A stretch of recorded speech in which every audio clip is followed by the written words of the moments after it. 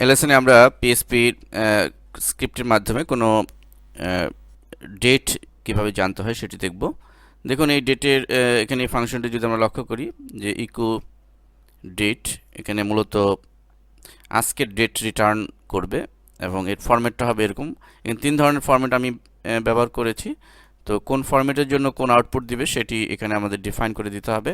তো আমরা এই কোডটি যদি দিই আমাদের ইকো অর্থাৎ প্রিন্ট কি করবে সেটি দেখার জন্য আমরা ব্রাউজারে চলে যাচ্ছি এবং এটি আমাদের ড্রিমওয়েভারে সেভ দিব। আমরা পিএইচপি ফাইল হিসেবে সেভ দিব, আমরা ডেট নামে সেভ দিয়েছি।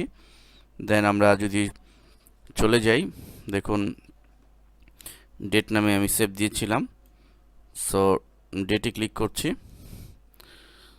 তো এখানে সে অলরেডি শো করছে যে 2009-1-16 অর্থাৎ আজকে 16 তারিখ জানুয়ারির।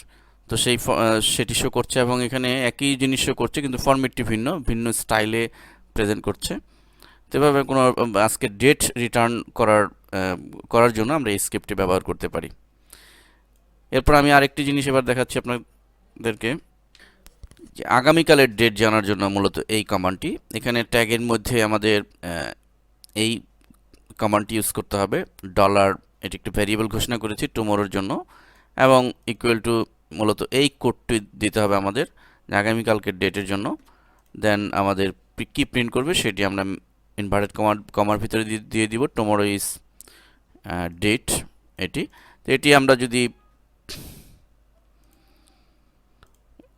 আমাদের ড্রিমওয়েভারে এভাবে দিয়ে সেভ করি পিএইচপি ফাইল হিসেবে, আমরা টুমোরো ডেট হিসেবে সেভ করেছি। আমরা ব্রাউজারে চলে যাচ্ছি এবং আমরা একটু রিলোড করে নিচ্ছি শিফট চেপে।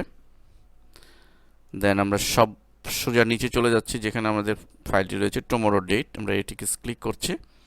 দেখুন এখানে টুমোরো ইজ 2009-1-17, অর্থাৎ যেহেতু আজকে 16 তারিখ, আগামীকালকে 17 তারিখ, সো আগামীকালকের এই ডেটটি আমাদেরকে দেখাচ্ছে।